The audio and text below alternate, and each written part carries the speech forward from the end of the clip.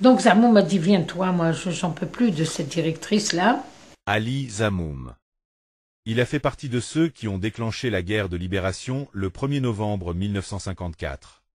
Son nom est intimement lié à la proclamation du 1er novembre 1954, premier document diffusé par les Moudjahidines pour informer l'opinion nationale et internationale du début de la lutte armée. Le jeune militant Ali Zamoum se voyait confier par Krim Belkacem la délicate et secrète tâche de taper à la Ronéo et dupliquer de milliers d'exemplaires la déclaration du 1er novembre 1954. Donc je suis venue, c'est moi qui ai organisé le Centre National Fateh, qui est devenu un institut maintenant. Donc j'ai fait beaucoup de choses parce que Zamoum, qui était un homme très bien, il voulait que je constitue des activités culturelles pour donner aux filles autre chose que ce qu'elles apprenaient. Alors moi, quand j'étais là, j'ai fait venir des gens que je connaissais, comme par exemple il est venu avec sa troupe, donc il a fait du théâtre ici. J'ai fait venir le danseur de l'Opéra d'Alger. Il a formé un groupe, plusieurs groupes de danse folklorique de toutes les régions, avec mes filles. Et j'ai fait venir, bon, j'ai fait pas mal d'activités culturelles. Jenny Hedek, qui était de Mostaganem, un homme de théâtre aussi, il est mort, mais qui aimait beaucoup le théâtre. Maintenant, il y a quelque chose à son nom là-bas, Mostaganem. Abdelkader Ould Abderrahman, dit Abderrahman Kaki, né le 18 février 1934 à Mostaganem et mort le 14 février 1995 à Oran, est un acteur et dramaturge algérien, auteur et metteur en scène d'une vingtaine de pièces de théâtre. Enfin, il y avait aussi Medjoubi aussi, je crois. Hein? Medjoubi, qui est venu. Ah oui, Medjoubi venait là, oui, Medjoubi, oui. Azzedine Medjoubi. Né le 30 octobre 1945 à Azaba, Azzedine Medjoubi, fils d'un avocat, s'est lancé dans la carrière de comédien dans les années 1960 au sein de la troupe de la Radio Nationale à Alger, avant de rejoindre les planches du TNA. Le regretté a, par ailleurs, contribué à la production de nombreuses pièces théâtrales dans des théâtres régionaux et a eu à occuper plusieurs postes administratifs.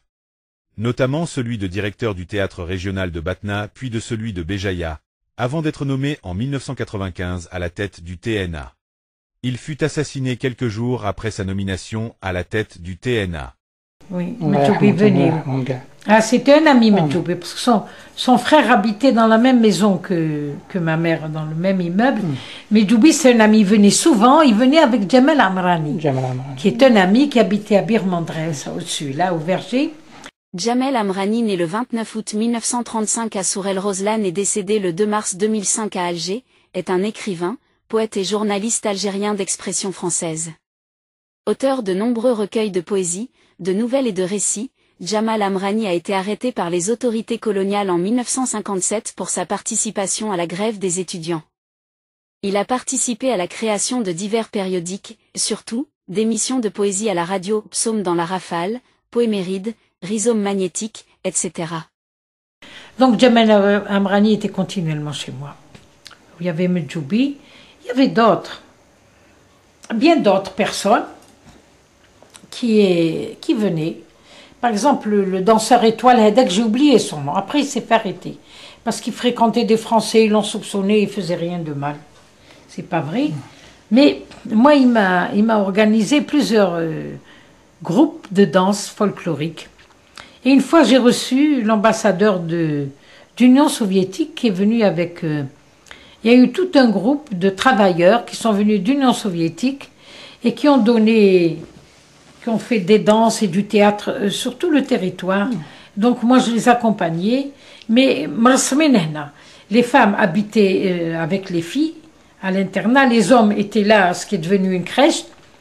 Et partout où ils allaient, je les accompagnais à Tizi Ouzou, à Bougie, à Mostaganem. Partout où il y avait un truc de culture, je les accompagnais. Et eux, bien sûr, dansaient, ils faisaient du théâtre, ils chantaient, etc. C'était magnifique. J'ai fait beaucoup d'activités. Bon, je ne suis pas restée longtemps, je suis venue 4 ans. J'étais pendant 4 ans, mais après, pour me récompenser, après, il y a eu d'autres et d'autres directrices, dont celle qui ne veut pas me recevoir. Il y en avait une, c'était mon élève. Il y a l'Algérie, là. Moi, je n'ai rien qui m'appartient. Je n'ai rien acheté, même pas. J'ai un logement, je paye le loyer tous les mois depuis 40 ans à Alger. Et j'y mets des gens, quand il y a des gens qui sont en difficulté, voilà, j'en suis fière. Mon mari a donné 300 clés d'appartement aux militants quand la Wilaya 4 était là. Il ne s'est rien laissé pour lui. Alors, le chauve, qui fait le palais du gouvernement, le jardin d'essai, tu ne peux pas avoir un logement. Il nous a donné son logement. Enfin, on le loue. On ne l'a pas acheté. À la poste, pour que ce soit plus facile pour moi.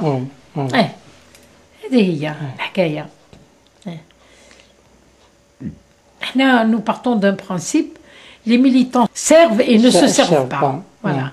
Servent les autres et puis on est resté, alhamdoulilah, sur ce même principe. Oh, il n'a rien, mon mari n'a rien, mon fils n'a rien.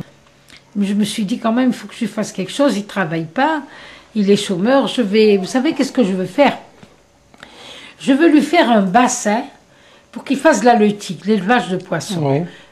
Je vais demander qu'on me donne un morceau de terrain près de la mer. Oui. Je vais lui faire un bassin et il va faire je vais mettre 2 ou 3 avec lui. Il ne va rien faire du tout, il est malade. Alors qu'il fasse au moins de la leutique. Au moins il a de quoi bouffer. Voilà. Sinon, qu'est-ce qu'il va faire? La manche. Parce qu'il a de l'argent. 3-4 jours, il n'y a plus rien. Mais il y a beaucoup de gens qui vous connaissent. Pourquoi vous ne demandez pas? Vous connaissez pas mal de gens. Et tout le monde vous respecte. Je ne me souviens même pas d'eux. Je n'ai pas l'habitude de demander, mais de donner.